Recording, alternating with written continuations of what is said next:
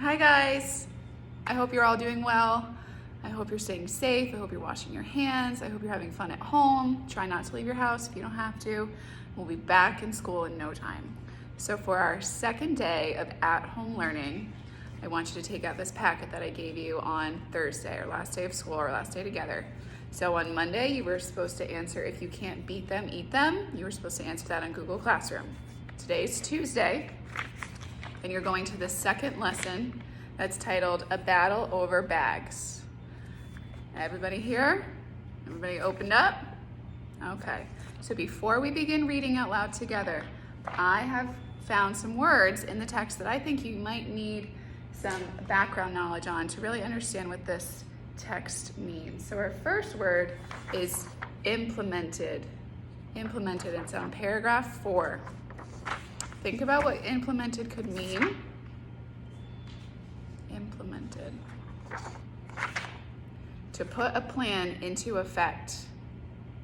Okay, so recently Stanford Public Schools implemented no school for 2 weeks. That was their plan. It is now in effect, which is why you are learning from home. Our second word today, landfills. What do you think a landfill could mean? Why do you think they're talking about landfills in an article titled A Battle Over Bags? So a landfill is an area where garbage goes. So every time you throw away paper, water bottles, anything in our classroom, goes in the dumpster, and then it goes in a landfill. Our next word is decompose. We've heard this word a lot in science class. We've heard it a lot when we're talking about fossils. Decompose, paragraph 6. How do you think decompose or decomposing will relate to our article on plastic bags? So to decompose, boys and girls, means to break down. Our next word is litter, and a lot of you have heard this word in iReady. A lot of you were asking about what litter means. Mr. DeRocher, why do you have all these plastic bags? I just got back from the grocery store. Oh no, boys and girls, plastic bags, why do you have plastic bags? He needs a lesson in a battle over the bags. Oh no. Oh no, goodness, Mr. DeRocher. Litter.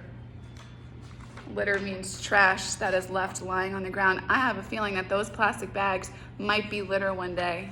They're going to be left on the ground to rot. Our last vocabulary word to help us understand and comprehend this article is detrimental. Detrimental. What Mr. DeRocher just did is extremely detrimental to our environment. He is causing harm. He is not doing our environment any good by going to the grocery store and using plastic bags. Oh. All right, let's open up to our article. Follow along with me.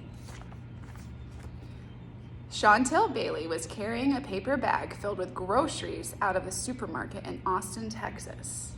Suddenly, the bag ripped and her groceries went crashing to the ground. I've lost loads of groceries lots of times, Bailey says. The paper bags aren't as sturdy as the plastic ones. Bailey isn't the only person in Texas who's had to adjust to life without plastic bags. Since March 2013, stores in Austin, Texas haven't been allowed to give out disposable plastic bags at checkout counters. Instead, shoppers have to use their own reusable cloth bags or paper bags given out by the store. So that same thing is now happening in Stamford, Connecticut. You can no longer go to a grocery store and get plastic bags like Mr. DeRocher just had. A growing number of places in the U.S. have implemented bans on plastic shopping bags. The movement got a big boost in January 2013 when Los Angeles became the largest U.S. city to ban bags. The same month, the Big Island of Hawaii adopted a similar law, so they did the same thing. There are now bans on plastic bags everywhere in the state. Officials in places that have banned plastic bags say they're trying to cut down on garbage and protect oceans and wildlife. Will other cities and states follow their lead? Did we do it? Yes. So are we following their lead? Yeah. Plastic problems. Americans use a lot of plastic bags, about 100 billion of them each year, according to the U.S. International Trade Commission. Most plastic bags end up in landfills where they're buried with other trash under layers of dirt. Some experts say the bags may take up to 1,000 years to decompose or break down in landfills. But many plastic bags never make it to landfills. Instead, they become litter on the street, wash down sewer drains, or blow into rivers and oceans. Once in the water, the bags pose a threat to marine animals.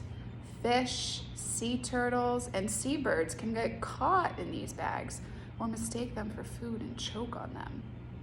All of these environmental problems have made plastic bags a target worldwide. At least 6 countries, including China and Italy, have banned them. The sheer number of plastic bags in the environment means that they're going to have a detrimental impact, says Robert Harris. He is the director of the Hawaii chapter of Sierra Club, an environmental group. Bag the ban? Many people, however, think plastic bags are getting a bad rap. Phil Rosensky works for Helix Poly, the largest U.S. plastic bag manufacturer. So manufacturer means they make these plastic bags. He says plastic bags are often reused for other purposes. A survey by the American Chemistry Council showed that 9 out of 10 people reuse plastic bags for things like lining trash cans and storing items. In addition, billions of the bags are recycled each year. Rosensky argues that plastic bag bans may also end up costing Americans their jobs. He says that the plastic bag industry employs 30,000 people. 30,000 families are pretty important, he says. So this is interesting, boys and girls. They told us all the negative things that are coming with plastic bags, but this man, Phil Rosensky, is now telling us he's supporting plastic bags. He's on the other side of the argument. He's saying, no, these bags are good. People reuse them. It would cost people their jobs. So he's in favor of the plastic bags. So last part, 2 paragraphs left. For now, people who live in places where plastic bags have been banned are learning to get along without them. Olga Garcia, who lives in Austin, Texas, says she now brings reusable bags with her to the grocery store. When the ban first happened, I was upset, she says, but it feels better now because I'm not wasting any bags. Okay, so I want you to turn to the multiple choice questions. I don't think you boys and girls will have any problems with this. So there's 4 questions there. Remember, the A to B questions, part B needs to relate to part A. So if the 2 answers don't connect in any way, you know you got it incorrect. Now go to the long answer, technically the short answer question. Everybody should be here. What do you think should be the law regarding plastic bags in your town or city? Explain your opinion. Ding, ding, ding, ding. There's our keyword. Opinion. What do we follow when we have to write an opinion piece? We follow Oreo, Rio, okay? So all they're asking us is our opinion on whether our town, should Stamford, Connecticut, ban plastic bags. When you're writing, write this on the side of your paper if it helps you, okay? On the top, write O. O is for our opinion. R, give us a reason. So if you believe the bags should be banned, tell us why. What is your reason? And then give us an example. If you think bags are bad and you think that they're destroying the environment, give us an example of how they're destroying our environment. Provide another reason. Remember, if you're writing a 5th grade example, you need to have at least 2 reasons.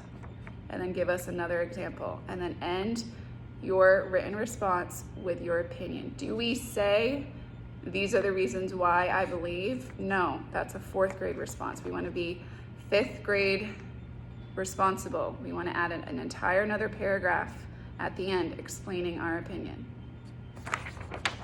Do this on the Google form, on Google Classroom. Good luck.